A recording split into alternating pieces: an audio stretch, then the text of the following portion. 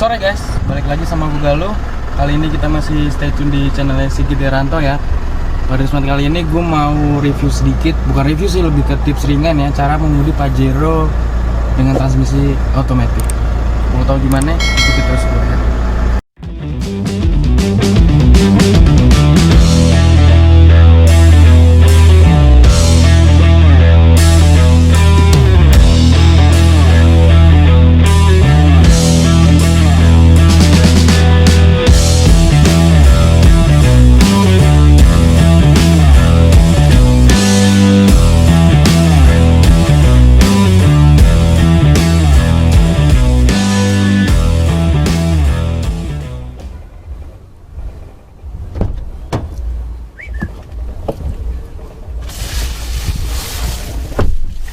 Oke teman-teman, jadi pada umumnya kalau berkendara mobil tuh yang harus lo perhatiin adalah posisi di mana lo berkendara. Nah, langkah-langkahnya sendiri juga mungkin udah pada tahu ya teman-teman ya. Kalau sebelum mobil berjalan tuh pastikan dulu posisi lo nyaman, lo nguasain dulu kabin dari tempat supir atau drivernya ini, dan yang penting adalah lo harus tahu kalau mobil ini itu udah menggunakan immobilizer atau smart key ya, atau mungkin bahasa ringan itu list key. Jadi memang mobil ini nggak pakai kunci untuk starter itu diputar lagi, tapi tinggal tekan adalah itu namanya bottom start ya. Jadi remote kayak gini teman-teman, sederhana sih, cuma ada logo kunci, unlock, dan belakangnya itu logo Mitsubishi. Ini juga ada kunci tambahan untuk berjaga-jaga semisalnya teman-teman apa ini, untuk pindah transmisi tanpa menyalakan mesin mobil. Oke. Pertama, bottom start itu ada di kanan teman-teman ya. Jadi di sini ada tulisannya tuh start, stop, engine. Nah, ini nggak perlu kalian deketin ya, tapi taruh aja di mana kalian nyaman naruhnya. Lanjut ditekan. Maka mesin akan menyala sendiri. Tampilan speedometer berubah, indikator speedometer nyala, dan di layar LCD atau MID-nya itu akan memperlihatkan pesan-pesan keselamatan berkendara ya teman-teman ya. Oke, lanjut. Mobil ini adalah mobil keluaran tahun 2020 ya, cuman di nicknya itu tahun 2021. Tapi ini adalah Pajero dengan tipe Dakar ya, two wheel drive, bukan 4WD teman-teman ya, karena dari transmisi juga udah bisa kelihatan ya bahwa ini adalah mobil dengan 2WD atau dua penggerak roda dari roda belakang. Nah, kalau 4WD kan ada konsolnya lagi untuk ngatur 4WD atau 2WD seperti analog gitu. Ya, layaknya berkendara teman-teman ya, pastikan dulu kalian kuasain posisi nyaman dulu, atur dulu ketinggian dari bangku. Lanjut ya, kalau idealnya kan kita naik mobil itu kan yang dicari itu adalah posisi nyamannya dulu. Kalau kita duduknya nyaman, berkendara juga pasti akan nyaman. Nah, untuk Pajero ini teman-teman ya, ini udah teleskopik ya, setirnya sendiri itu bisa diatur tinggi pendeknya, terus rendah atau rebahnya setir itu udah bisa disetting ya sedemikian rupa. Nah, kalau gue sendiri adalah untuk idealnya tinggi 174 cm itu ada di posisi begini ya untuk setirnya ya. Lanjut, kalau bangkunya elektrik ya bro ya. Ini ada bisa setting maju mundur, kemudian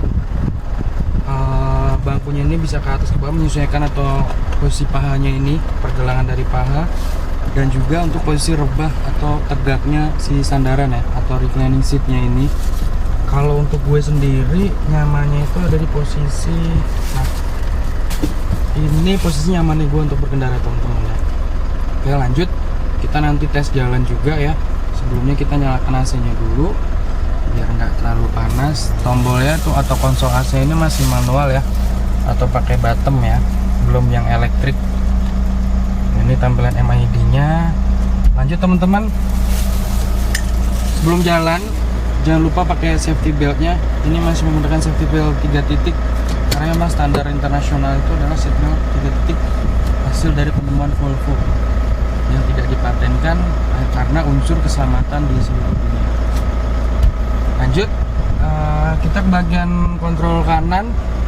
Di kanan ini ada, selain ada bottom start, ini juga ada seperti tombol parkir ya, atau sonar parkir. Terus ada tombol alarm untuk kalau semisalnya di jalan kita terlalu dekat dengan jarak mobil di depan maupun di belakang. Juga ada adalah controller dari spion yang sudah retract ya teman-teman ya. Ini tombol retractnya kita tekan, maka spionnya akan rebah sendiri. Oke, lanjut. Sekarang di bagian setir teman-teman ya. Kalau di kanan ini adalah controller untuk menu atau fitur yang ada di speedometernya ini. Jadi kita bisa tahu ya teman-teman ya, untuk jumlah konsumsi bahan bakar yang kita gunakan, sisa berapa bahan bakar yang kita gunakan itu ada di tombol ini atau bisa diakses di menu juga teman-teman. Kalau di bagian setir atau pegangan yang kanan ini adalah tombol cruise control. Ya, fitur ini udah rata-rata saat ini sih sudah semua mobil mewah ada ya teman-teman ya, cruise control ini. Mungkin sebagian orang membantu ketika ada di highway atau jalan tol, tapi sebagian yang di kota-kota besar atau daerah macet tentunya ini nggak bisa digunakan karena ini adalah seperti untuk autopilot di bagian gasnya mobil sendiri. Kalau di kiri ini adalah kontrol untuk audio ya atau MID-nya. Itu ada volume, ada panah untuk ganti channel, ada juga source itu untuk pilih apakah kita akan pakai menu Bluetooth, FM radio, ataupun menu Bluetooth. Itu bisa dikontrol dari konsol di sebelah kiri ini. Selain itu teman-teman, ingat menggunakan transmisi Matic Triptonic ya. Jadi ada stick persneling di bagian tengah dan juga ada controller untuk manual mode di bagian bawah setir. Hanya memang kalau untuk unit Pajero ini controller manualnya itu nggak nempel di bagian setir atau di roda setirnya, melainkan di bawah atau bisa dibilang astirnya teman-teman ya. Ini yang kiri itu untuk mengurangi dan yang kanan untuk menambah snelling.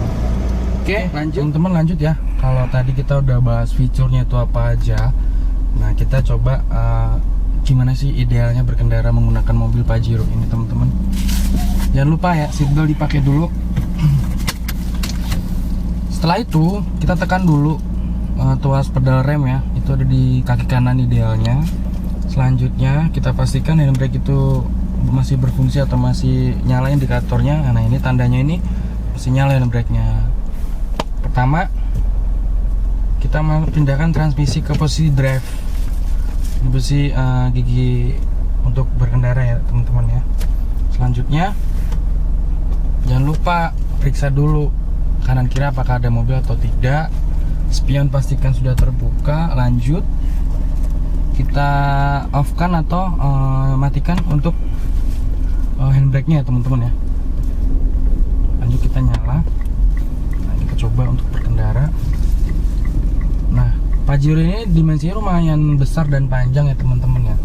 Jadi kenapa tadi saya bilang pastikan dulu dari vision atau penglihatan depan dan juga belakang, samping, kanan, kiri itu ideal ya, karena itu dimensi mobil ini nggak kecil ya, ini cukup besar dan panjang juga.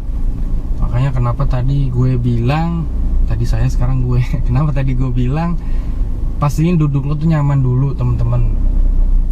Ingat setidaknya kap depan itu bisa terlihat dari mata dan juga samping kanan kiri pandangan lo tuh terlihat semua gitu. Makanya kalau semua udah kelihatan kan pasti lo juga pede kan bawa mobilnya gitu teman-teman. Nah selain tadi ini gue coba ini ya, transmisi Triptonic yang menggunakan tuas jari yang ada di bawah setir ya teman-teman ya. Itu caranya gampang banget. Yang pertama itu ada caranya itu digeser tuas transmisinya ini ke arah sebelah kiri. Contohnya seperti ini teman-teman. Kita tinggal geser aja.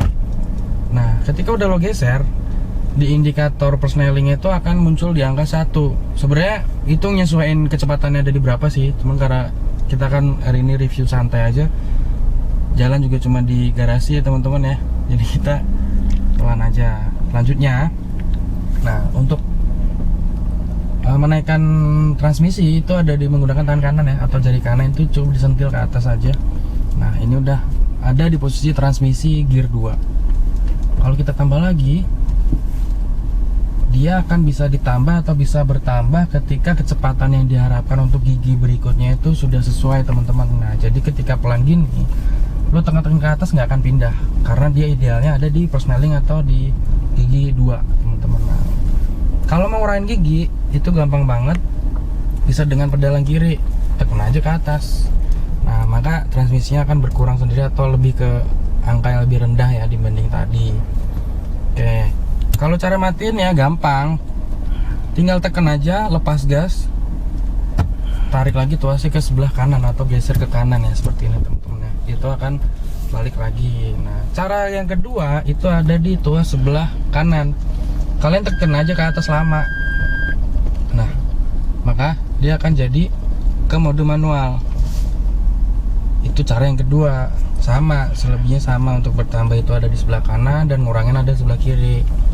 Nah kalau cara matiinnya sendiri teman-teman, kalau tadi kita pakai konsol tuas yang bawah, sekarang kita full pakai yang atas. Itu tekan aja lama pedal jari yang sebelah kanan ya, tekan aja ke atas lama atau tarik aja ke atas, itu akan mati sendiri mode manualnya. Jadi begitu teman-teman. Nah kalau di Pajero ini tadi yang gue bilang ini Sport Dakar, itu ada sunroofnya di atas. Bedanya dengan yang seri Exit biasa, kalau Exit itu nggak ada sunroofnya atau langsung kabin aja, nggak ada kaca atasnya gini. Itu sih selebihnya. Paling bedanya itu di MED ya atau di Entertain yang dia punya. Kalau di Exit itu belum dual zone begini ya teman-teman ya untuk AC-nya. Terus juga untuk tombol-tombol itu nggak selengkap di versi yang Sport Dakar ini teman-teman. Tapi ini juga belum varian tertinggi dari Pajero ya, karena Pajero seperti kita tahu ya, selain ada Exit, ada Sport Dakar, Pajero juga punya unit yang Sport Dakar seri 4wheel ya atau 4WD nya dengan roda penggerak 4x4 nya. Lanjut yang tahun 2021 juga masih ada lagi Pajero yang facelift ya. Nanti kalau udah datang unitnya kita kasih tahu lagi kayak gimana bentuknya. Oke teman-teman.